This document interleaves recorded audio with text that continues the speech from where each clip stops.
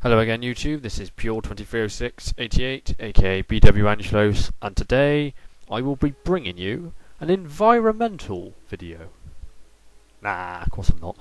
I entitled this video Why the Trees Matter, not about to moan about the ecological situation, but to show you the ideal way of using trees to hide units and ambush enemy armies. In fact, this is probably the best way. I'll show you the best way to do this, and the worst way as well. Okay, so I'm playing with BW Knight, who is working on light and heavy cavalry tactics. We won't be focusing too much on his army in this part of the battle, but in the second part of this video clip, we will be focusing a lot on his army. Now notice Team 2's armies. This is the guy directly opposite me, Patton. He has a double line, a back line of Marines and a front line of line infantry. Now that's a rather odd formation, that's very inflexible, and usually a double line you'd have skirmishers in front and infantry behind. I'll explain more about that in a minute. This is Team Warrior's army. Now this is probably the worst possible way to hide your army, by hiding everything in a wood, because it takes the whole element of surprise out of the way. I mean, when they eventually pop out the wood, you're not like, oh good god, where did all these men come from, unless you're a complete retard. But you will always know that his whole army is hidden somewhere, because you just can't see it. So let's say, like my army, it looks relatively big, and I've tricked my enemy into thinking that there's no my whole army's not visible. Now just quickly look in the left side where I've got my cursor. He exposes his long rifles there, exactly where I wanted them to be honest. He's got them no support on my left flank. So seeing that, he obviously thought I didn't see it.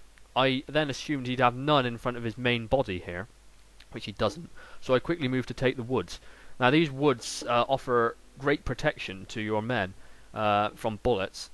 It's quite. I hope they fix that, because it's quite ridiculous. Because you can see where my men are. I mean, they've just got grass around, and now unless there's some sort of elvish spell on this wood, bullets will still kill them inside them. And the inaccuracy of the enemy's bullets as they pass through is quite ridiculous, to be honest, especially from enemy riflemen. Okay, so because he has no skirmishers in front of his line, he has to attack me or run off. Now, obviously, part of his plan was to engage my front line and come round my flank with skirmishers. Now here, he has 4 reg of horse hidden in the wood. Now, because they were so far back from his main line, I had plenty of time to see them. Unfortunately, I react really slowly for some reason. I don't know why. I think I just had a bad hair day. To be honest, I should have pulled my skirmishers back immediately. Got the 2 right units into squares. I think there was something going on in my head that if I did that, there'd be gaps and the cavalry would come around and destroy my skirmishers anyway. But yeah. Everything goes well, so this is probably the only mistake I make in the whole battle. Okay, I quickly get my 2 on the right into squares at the last second. These 2 in the middle here, they're going to get pummeled in a sec by the 2 reg of horse. Luckily for me, he's shooting these units at the same time, so he's actually hitting his horses in the back. I can't use my Garde du Corps, because if I charge through where the enemy horses are at the moment, I'll just flatten my own units.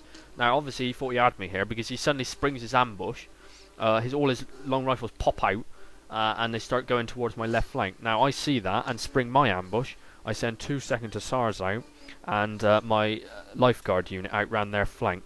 Now I probably made a mistake there of actually putting a lifeguard unit in the ambush, because look how far they have to run, and they are fat bloaters, the lifeguard units, and they get pretty tired as they come over, which limits their effectiveness.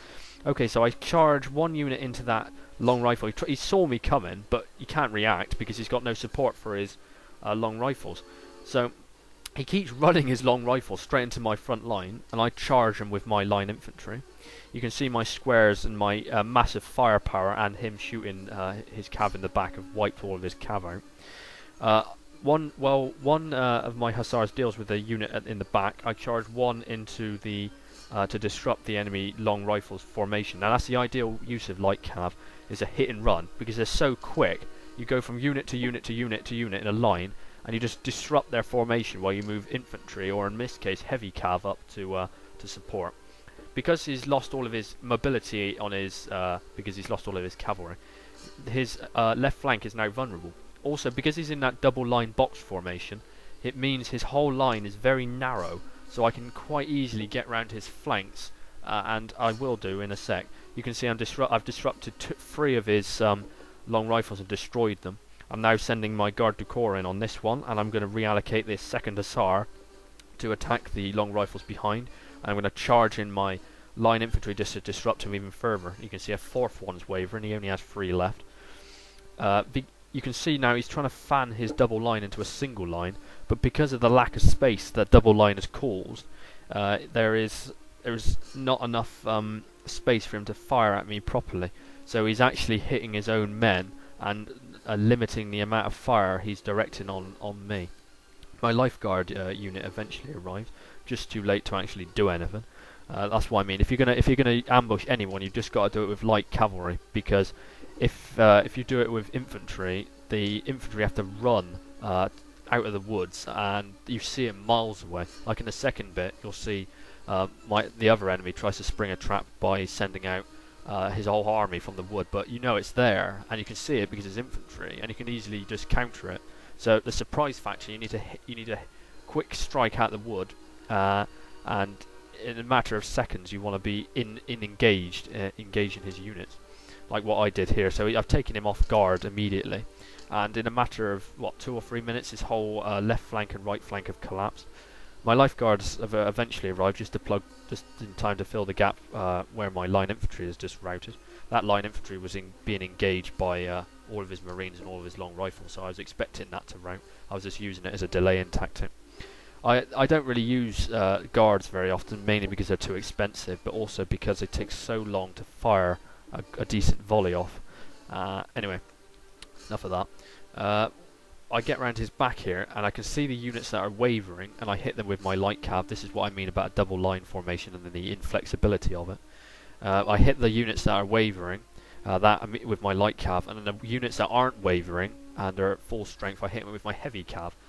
Why? Because heavy cav will cause more damage and likely make them waver quicker, while light cav will probably rout. So my light cav successfully routs all of his left flank. That's 4 units, 2 marines, 2 line infantry, routed in 1 charge. Now he has to form the other units into boxes or squares just to stop my cavalry destroying them. But of course, squares they can't fire back. So all I do is I just encircle the 2 square the 2 square units. Yeah, that makes sense. The two units that are in squares. He's broken out of my little encirclement, but he has so few units left. All I'm going to do is create another new box round his units. The 2 squares that are in the wood, they're not cool, are they? The 2 squares. They're gonna get pummeled by my rifles and my line infantry. I keep my cavalry there as a deterrent from them forming back into squares again. So basically, he's got his 2 squares in the wood. He's not going to pull him out of square formation, so I'm just going to shoot him. My lifeguards have engaged his marines, but my lifeguards are exhausted, so they'll take heavy casualties. Okay, so stay tuned for part 2 for the conclusion of the battle.